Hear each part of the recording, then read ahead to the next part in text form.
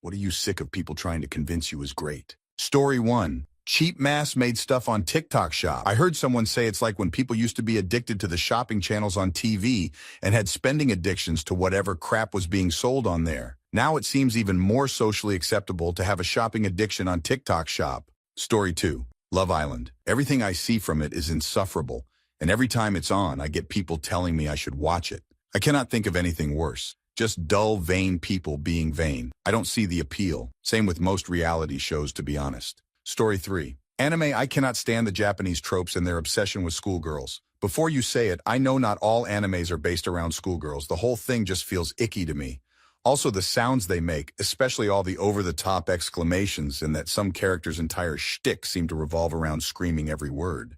I don't know, maybe I'm just being obtuse. Story 4. I'm really sick of people trying to convince me that going out every weekend is the best way to have fun. I get that some people love partying all the time, but it's just not my thing. Sometimes I'd rather stay in, relax, and do something low-key without feeling like I'm missing out. Story 5.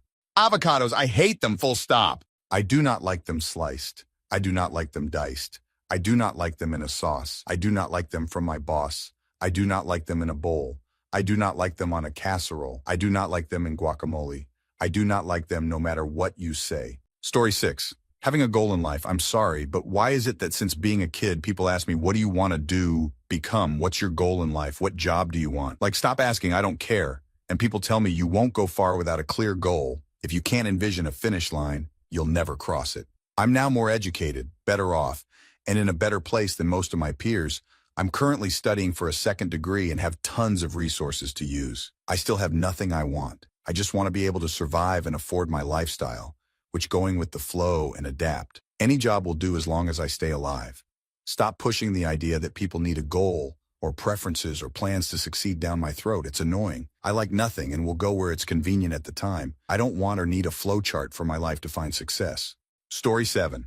Making every hobby a side hustle. The amount of times I hear, oh, you like doing this. I know someone making thousands a month doing that. All you have to do is spend 30+ hours a week working on it and trying to build your small business. No, that's just a second job. I do this to relax with no pressure to even finish it. If I wanted a second job, I'd go get a second job. Story 8. Living in a big city. Did it. Hated it. It takes me pretty much exactly the same amount of time to go to a museum or bar now, except I get to own a home, and my view is trees and nature with zero chance of porch pirates, no HOA, and cheap gas. The only thing I miss about the city was slightly more options in restaurants, but I got over it quickly. Story 9. That a grilled cheese made with mayo and some specialty cheese is somehow better than one made with butter and slices of American cheese. Just right off with that. Mayo absolutely ruins a grilled cheese for me. And why are you with the cheese? It's the most basic sandwich and y'all trying to make this gourmet. Story 10. This is probably going to be unpopular, but Star Wars. Do I think the movies are good? Sure, the original trilogy was good. The prequels were actually quite good. And things I've seen since have been between meh and good. Am I going to get myself wrapped up in the whole universe and make it my entire personality? No, it's not that good. There are much better sci-fi stories around and even much better space stories. People get so upset when I tell them this, and it's just like, sorry, I'd rather go watch Dune. Story 11. Social media. It is a cancer on your attention span, takes up an inordinate amount of people's time, and has a negative impact on your mental health. It has been shown to make you feel bad about yourself because your life doesn't measure up to everyone's curated portfolio of the top 5% of their lives. It's like you took the keeping up with the Joneses concept and applied it to every aspect of your life. The overall on our mental health has been catastrophic. When iGen came to college, universities reported a 5x increase in demand for mental health services, with large quantities of the incoming undergrad population suffering from depression and anxiety. Put the phone down, take a walk, embrace the small points of boredom in your life. Stop trying to keep up with your feeds. You won't miss anything. Story 12. Mass immigration. We've been sold a lie that mass immigration is great. It's actually terrible and only benefits the rich, which is why they allow it. Normal immigration where we can help them assimilate into our population properly is great. What that number is per year, I'm not sure, but this isn't it. Story 13. Plastic surgery. If you have to pay someone to chop up your body or face so you can please someone, that person isn't worth pleasing. And if you have to do it to feel good about yourself, therapy is probably cheaper and more effective. Obviously, there are exceptions, but for an ordinary average-looking person, just no. Story 14, CrossFit. Like my dude, some of us want to enjoy being active. I don't want every workout to make me feel like I'm going to pass out. And I really am not at the gym to challenge myself constantly until I can't anymore and have proven to everyone that I am God, basically. Please stop telling me to look into CrossFit. Story 15, visiting Disney.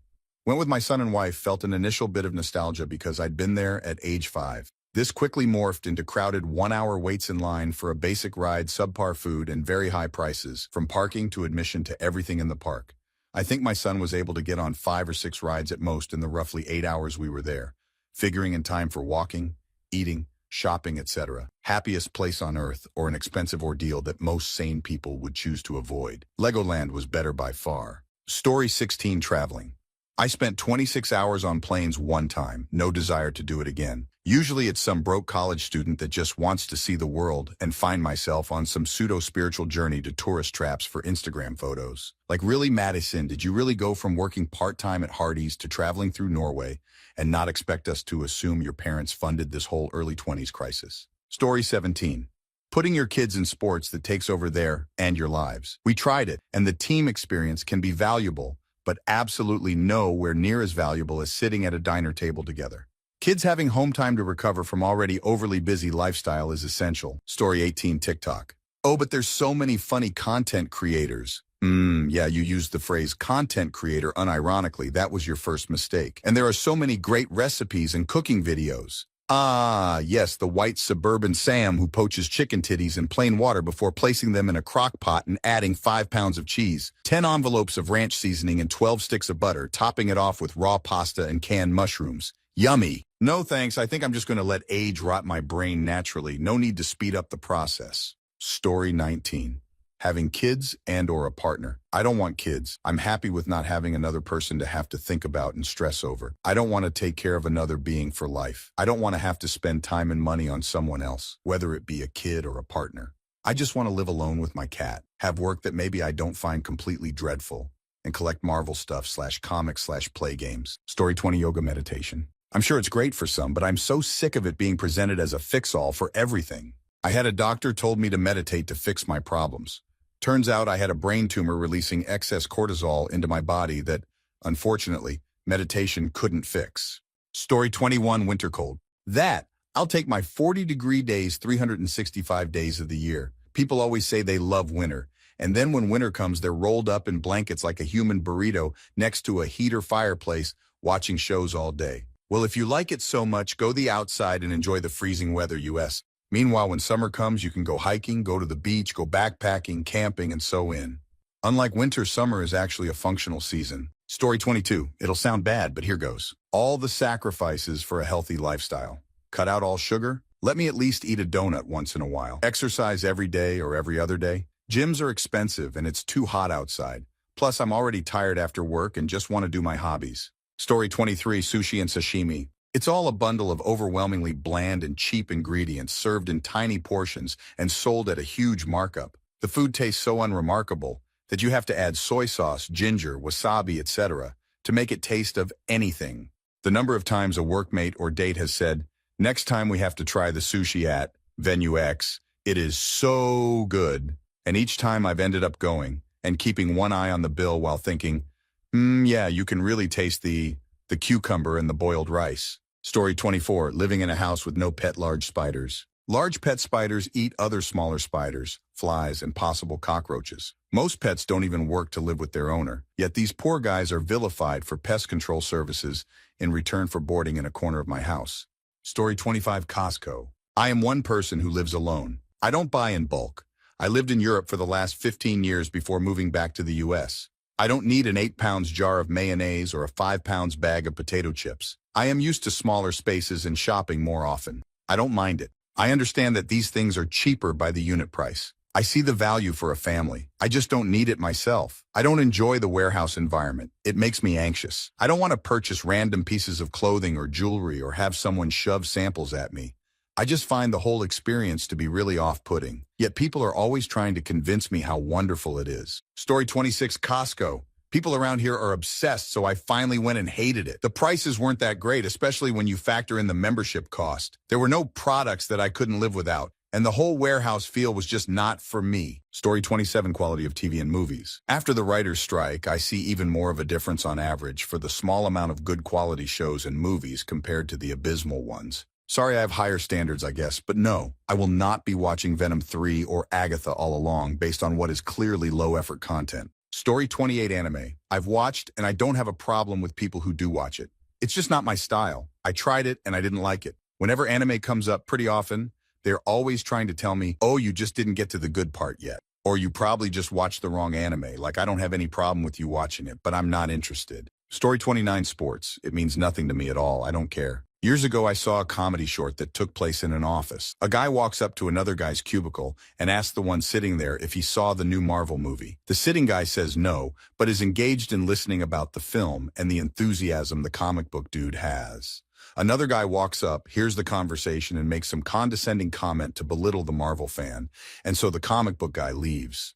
This new man then tells the sitting guy how it is to be so into comics as an adult man, and goes on to gush about a football game and how great it was. The man sitting there says, so you think that guy, points off camera to the one who walked away embarrassed, who's into comics is goofy, but you, who sits on the couch for hours drinking beer, eating chips, and getting fat are cool? How is it any different? You aren't playing, you're watching. A story 30. My husband has fairly recently gotten into running and keeps telling me how great it is and I should try it. Some people can get pleasure out of that kind of exercise, but I am not one of them. If I'm being real, I don't find any exercise fun and never have. My curse to bear or avoid entirely TBH. Story 31, polyamory. Every poly person I've ever met holds at best thinly veiled judgment of my not being poly. They've all decided that any mono relationship I have is doomed to failure, and openly tell me that I'll be way happier as soon as I stop limiting myself to the patriarchy, break away from cis-hetero social norms, start being honest with myself. WTF, whatever they're saying this week. I can't discuss relationship problems with my poly friends. Without fail, it takes all of 2 minutes for the conversation how I should open the relationship. They're not even trying to date me. It's just the fact that there are non-poly people in their circle. If I ever decided to try it, I wouldn't want to tell them because they would be insufferable. Story 32. Watching sports on TV, especially football, so long, so boring, so many breaks, such a waste of time, usually on gorgeous fall days. Also, that sport is fundamentally broken from a rules perspective. One exception might be live sports, and hockey is a pretty good example. Shorter, more action-packed during the winter at nights when it's dark and colder. Story 33. Not to be an edgelord, but life. Everyone's always it gets better, but it just doesn't for me. I just keep getting older. Soon my parents will die. What's there to look forward to? Working forever? Or probably homeless, since I only get contract jobs and don't have a partner to split the costs of living. I don't even want to get married or anything. I got friends, but they live far away from me, seemingly getting together with each other. I did the whole travel thing only to meet people who screwed me over. Sure, it might get better for some, but living a long life into old age isn't for everyone. Story 34. Having children.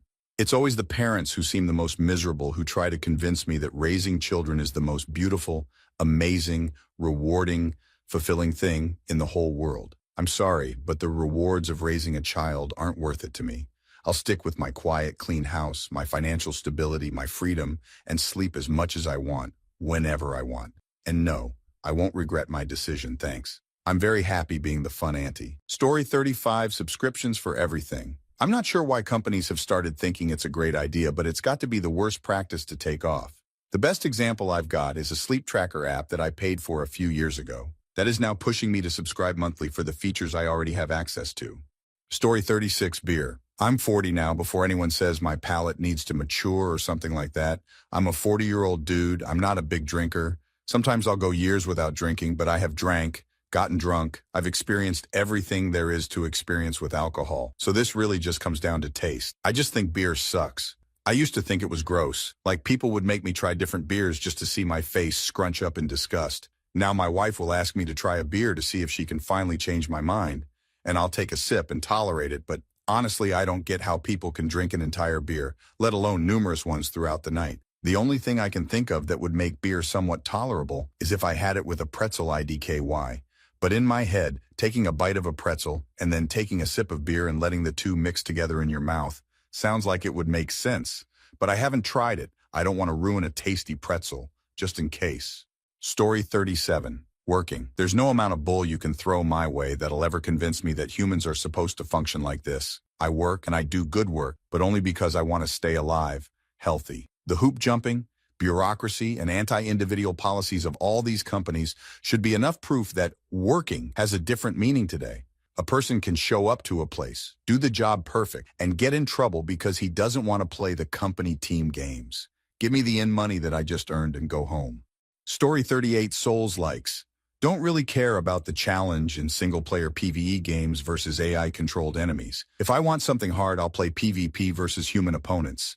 The challenge is all artificial anyway. The enemies kill me in 2 hits, but I need to hit them 50 times? Oh, fun. All I need to do is memorize a moveset and look for a telegraph. Dodging is just knowing where your invincibility frames are. If parrying is very well done, it can be satisfying. But outside of Sekiro, I haven't found one that does it well. Story 39 Summer. Summers where I live have become unbearably hot, and I take medication now that makes me run warm and sweat a lot. I used to love summer, but now I absolutely loathe it. I don't want to go camping or go to a barbecue or go have a lake day anymore. Every time I step outside, I get bit by bugs and sweat so much I have to take a shower. I want to stay inside and read and do VR exercises until October. Story 40, Science-Based Lifting. The best results, and most the science seems to point towards, just lifting intensely gets results. You don't need to worry about being X amount of reps in reserve or whatever, and making sure you got the exact right weight down to the pound for every single set. If something is too easy, increase the weight, too hard or too tired, decrease the weight, push and go intense AF, getting at least near failure and you will be fine, assuming you're getting rest and eating enough to build muscle and everything. Story 41. All the resurgence of movies and TV stemming from nerd culture. I am a nerd. I love the old Star Wars movies and other weird sci-fi/thrillers/etc. But come on. The MCU and Disney's Star Wars stuff and the DC stuff, it's built by mega corporations and boardrooms for mass appeal. It's not for nerds any more than HGTV. Sometimes it's enjoyable to watch, but it's nothing like the earlier things it claims to be revisiting. Story 42 Avocados. I tell people they taste like negative flavor to me and everyone loses their damn minds. You just haven't had good avocados. I'll get you some good ones and you'll see. Nope, still tastes like negative flavor. Like imagine you seasoned something perfectly, and then someone added something to it to make it the blandest thing you've ever tasted. All texture, no taste. That's what I experience eating avocados. Apparently billions of people in the world, and I'm the only ER that feels this way about avocados though. Story 43 iPhones. They are just not that great, but people are such followers and think they have to have the same thing their friend has, even when it's inferior, has less custom ability, and more expensive, not to mention shatters if you drop it once, or the built-in obsolescence after 2 years so you have to buy a new one, or get used to having next to no battery life. I'll never understand this cult-like loyalty. Story 44. The Lord of the Rings trilogy. Look, I know lots of people love it. That doesn't take away from the fact that I can barely make it 150 pages into the first book without falling asleep. Those first 150 or so pages are boring. I've tried, people, I've tried, but now I'm done. I've also heard it picks up soon after that, and I'll take your word for it, but I can't stay awake long enough to keep going. I'll take the loss. Story 45. I refuse to believe the people that say that authors who use the unreliable narrator are super smart and intellectual, and their works are intellectually challenging to read. It's one thing when someone lies to you convincingly IRL, because literally all of reality is there to challenge their lie. There are any number of ways I can catch them telling untruths. So yeah, it takes a certain level of intelligence to lie convincingly. In a story, though, the only stuff you can really know are the things said or implied by the narrator. There is no way for you to independently verify or disprove anything that they tell you. So when people get to the end and say, wow, what a twist, I never saw it coming. Yeah, no kidding. There was absolutely no way for you to see it coming because the narrator was unreliable. I think it's a really cheap way to get all the satisfaction of a good plot twist without actually having to write skillfully enough to not need an unreliable narrator to set it up. I'm not saying that there's no value to the unreliable narrator stories, but I'm so fed up with people treating it like it's so intellectual and highbrow. Story 46. Running. I've always been active, but running sucks. Runner's high, and you're just going too fast, too slow. Sounded like such bull that I ended up training up for a marathon out of spite. It does not get fun as you get better. Also, my knees hated me for it, and that's coming from someone that did martial arts competitively.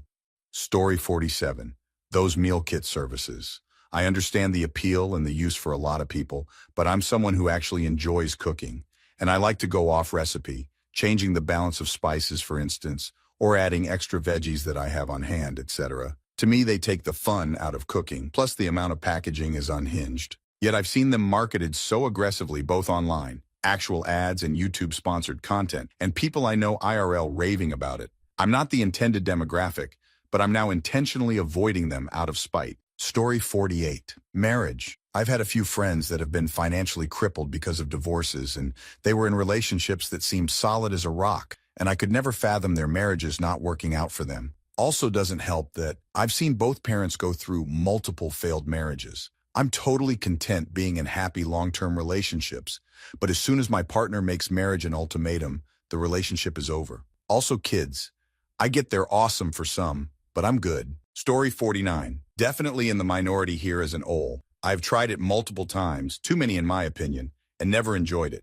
Everyone tells me I just need to find the right person, but the smells, tastes, appearances, etc. just aren't worth the little pleasure it provides. Story 50. Kids. And maybe I'm bitter about it a little more given my current life situation. But yes, maybe one day before I'm 40 I'll have a kid of my own. But until then, I can't see how great they are.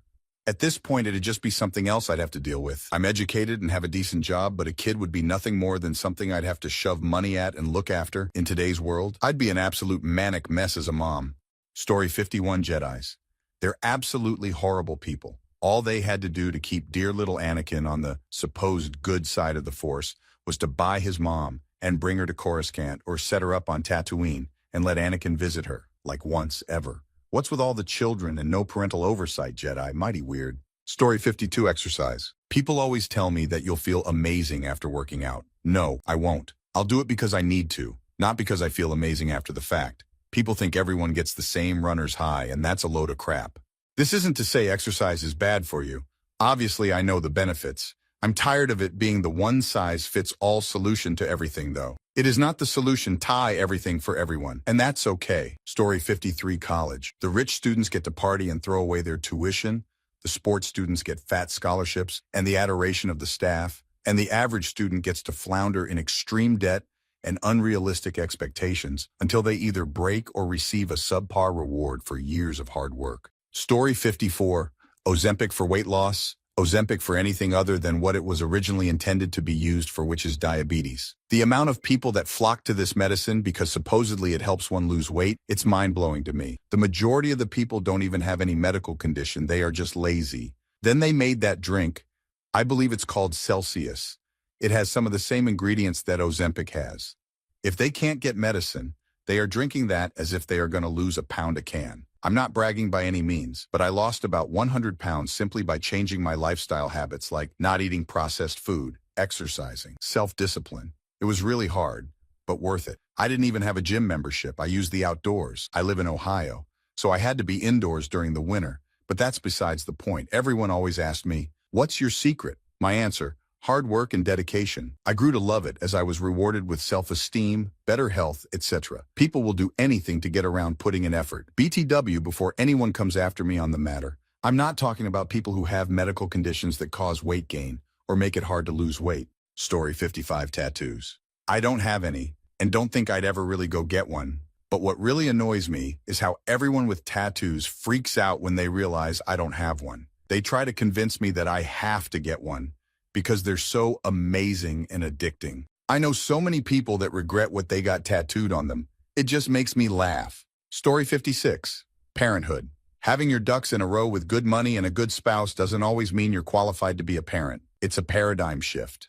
Your whole world shrinks down to this one human being who's dependent on you from day 1 to year 18. Mentally, physically, and emotionally, it's a lot to handle. And kids growing up in abusive or dysfunctional houses are just as worse off with their parents. In other words, not every parent deserves a child. Story 57. Higher and highest education in this economy right now. I hold a bachelor's from one of the top universities in the United States. It's a good one too, but degrees do not seem to be worth as much as they used to be. Many keep telling these young adults to go to school. I am a young adult too, and pursue higher education. Meanwhile, no one is hiring for what anyone is worth nowadays. This is a very large issue, especially because of student loan debt. Many go to college universities in order to start and build a career, but student loan debt makes that almost impossible, especially with the high rate of interest. Many employers are hiring for experience. They do not care whether you went to college for real if you do not have real experience under your belt. It is sad because how do you gain experience when no one will hire you? Everything is messed up and crooked to me. I do not believe higher education right now is worth the debt, especially if you do not know what you want to go to school for, or if you do not believe that you are truly capable and prove that you are to yourself to reach that goal.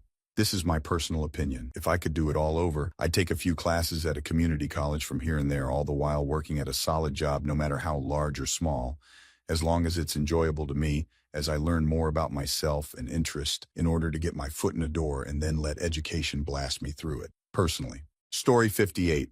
Drinking, partying. I'm a grandmother, so I have a few years on me, but I still have people trying to convince me that going out to bars or clubs is so much fun. My response is always, I don't like noise. I rarely drink because I don't like the taste of alcohol. I cannot stand to be around drunk people. Yet the topic is still brought up a couple of times per year. I didn't even enjoy doing those things when I was in my late teens and early 20s for the same reasons cited. Story 59. Therapy. It feels like my neurotypical friends who are a little sad benefit from paying someone tell them to just breathe and relax. As a neurodivergent, years of trying to find a therapist, no one has been able to help me. All of their advice and techniques feel condescending. Story 60. American civic culture. We are more than a couple of decades deep into an era where every decent aspect of our leadership and its selection processes is either a tragically failed parody of its original intentions or an outright reversal of an important process. This oligarchy is now topped by the least competent among us. Meanwhile, the Iron Triangle has long enjoyed unchallenged supremacy in controlling the narratives of corporate media. The sooner we stop pretending our society has anything resembling genuine self-government, the sooner we can start resisting rulers who never deserved even the tiniest portion of our personal support.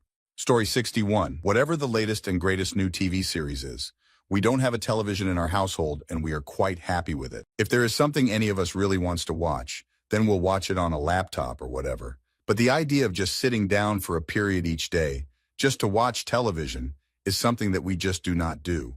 When Squid Game came out, I had a lot of acquaintances imploring me to watch it. They seemed genuinely baffled by the fact that I had no interest in not only not watching the show, but in the fact that I had no interest in watching television at all. It's great that you like watching TV and keeping up with all the latest series. I just have different interests. Story 62.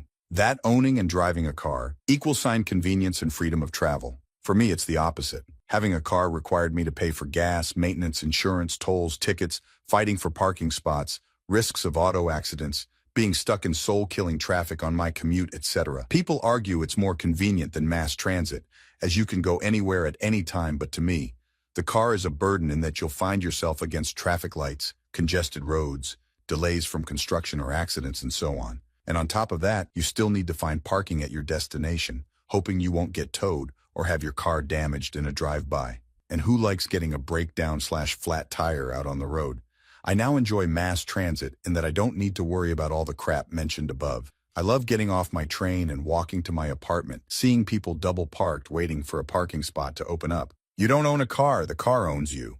Story 63. Kickstarter and other crowdfunding sites. I was okay with the original plan for KS to help small startups get started up. But these days, especially in the board game community, they are just sites where established companies get us to risk our money while they develop a game at no risk to themselves. It's also used as a way to feed into FOMO and other similar feelings. They are about as anti-consumer as you can get. Story 64. More, before the online digital boom, I had been approached by so many people into network marketing, MLM, and anything where you gotta recruit people to create a downline so you get in your financial freedom. I have tried some of these. You can make money, but it is basically sales, a numbers game. As long as you have more people getting in than getting out, you can make it, but you're at it full time. There is no business where they say you can work at it for a couple hours a day and become a millionaire. Anything worth striving for takes full-time commitment. Story 65. Electric cars. Stop telling me they are better for the environment when we have ample evidence that it isn't. And stop telling me they are better when my Volkswagen, which is 8 years old at this point, beats them in distance on a single tank of low-grade gasoline. I swear it is how many people have bought into the hype of these things, especially the Teslas. Also, car companies have spent millions, if not billions, on electric cars, and it isn't paying off. Give it a few more years and we may see the pendulum swing back to the combustion engine. Story 66. Foundation. Like I'm all for you wearing foundation. Just don't try and help me find my shade. It looks cakey, and it only looks good online and not IRL, and I have severe sensory issues, and the idea of slathering my skin in it every morning makes me want to turn myself inside out. I love makeup, and I will do lips and eyes, but I will die on the foundation sucks hill. Story 67, Single Life. I'm not saying it doesn't have its perks, certainly does, but craving companionship shouldn't be something to condemn, and I personally dislike people trying to nudge others into being comfortable with it when it's not their choice to do so. I feel it points to a lack of empathy, especially when you have never had problems with it. The problem, I think, is the lack of choice. Another thing that I profoundly dislike is that life is almost entirely random and you can do everything perfectly and get nothing to show for it, while others just breeze through life without seemingly any effort, which I admit is cool if you are on the second group, but is hateful if you're part of the first. Life wouldn't be interesting if everything was predictable, means nothing. When interesting means things get occasionally inconvenient for you while they go catastrophically bad for others. Miss me with that. I'd much rather have things be more boring than knowing we are subject to the whims of the universe, God, or chaos. And I feel most people in my situation would. You just can't have things that matter the most to you depend almost entirely on a random chance. It's no way to live. Story 68. Drinking, never liked it, never saw the appeal. And then seeing some of the states people get into, then need to spend the whole next day feeling awful and with no money in their wallet left as it all got spent on booze, then only to find out you did something embarrassing that you don't even remember as the whole night is a blur. My family are always like, yeah, but it's fun at the time and a laugh. But then they hardly remember the night itself. I'll pass. Story 69, Disney. I've been twice. It was okay. There are many other things I'd rather do with my time and money. I think it's crowded, expensive, and really overrated. No one will convince me otherwise. If you want to go, great. Have fun. I will not be sad if I never step foot there again. Story 70, New Year's Eve. The whole holiday seems designed for amateur drinkers, mostly people who don't know how to hold their liquor, going out to hang out with other people who don't know when it's time to stop drinking. My mom always taught us that nothing good happens after midnight. From my experience, this is pretty much true, especially on New Year's Eve. Story 71, Having Children. I see how you really feel when you're out at a restaurant and your children are irritating you and everyone around you. I hear how much you talk about your home being destroyed on a daily basis because your children run around and have no regard for anything. I see the dark circles around your eyes because your children keep you up all night. I see the weight gain, the gray hairs, the bald spots you try to hide. You go ahead and have your kids, but stop lying to me when you say, it's not that bad. Story 72. Insurance. Car or health. Any kind of insurance. Everyone says, well, you'd rather have it and not need it than not have it and regret it. But why? I pay thousands for something that I'm punished for using.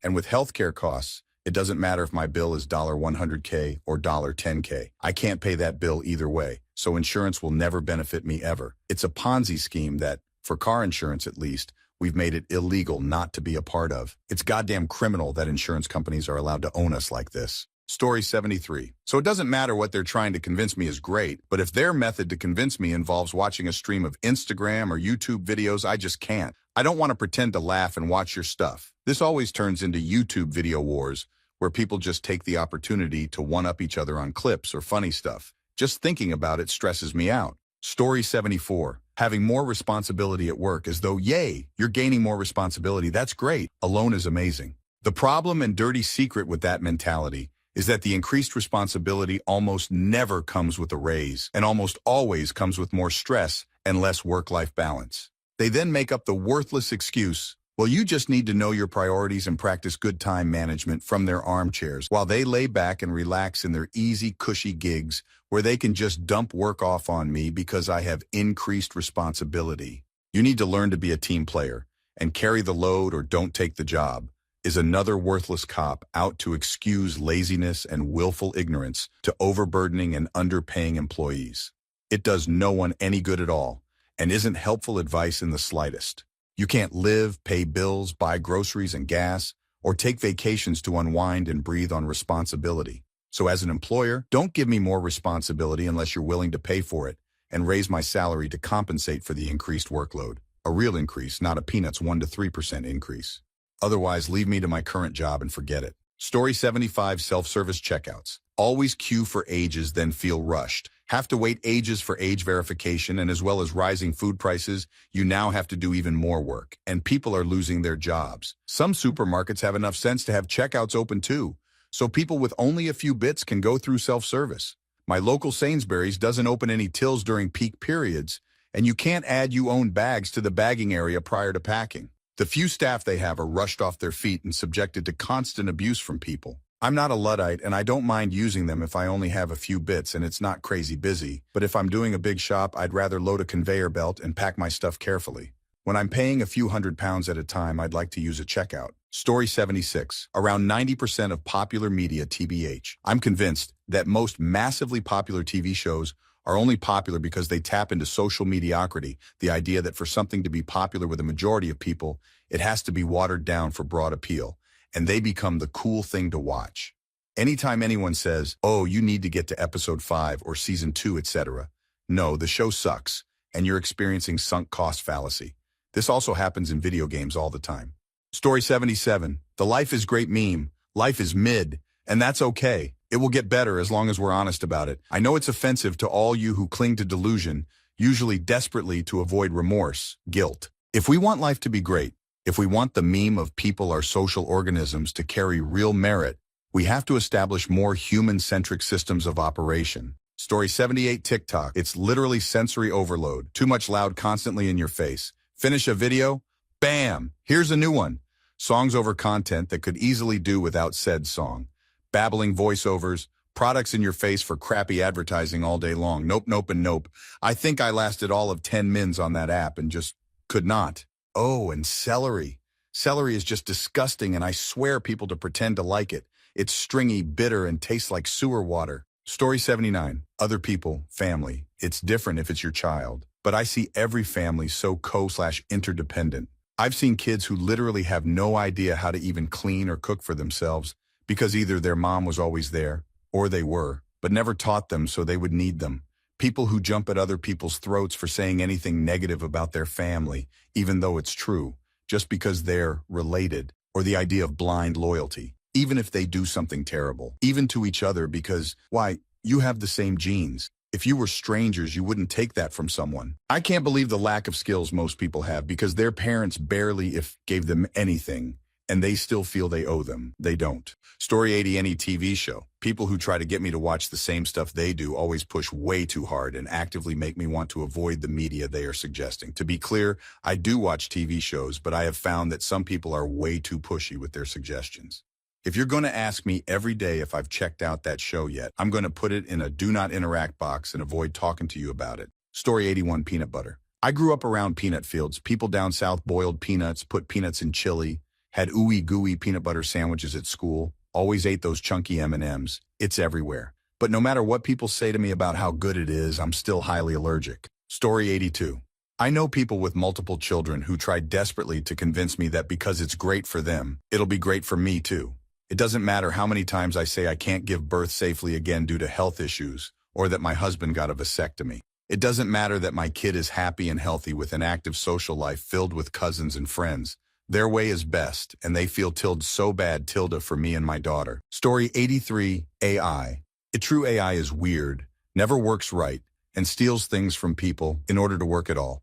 And the art it creates is just always creepy. Just stop.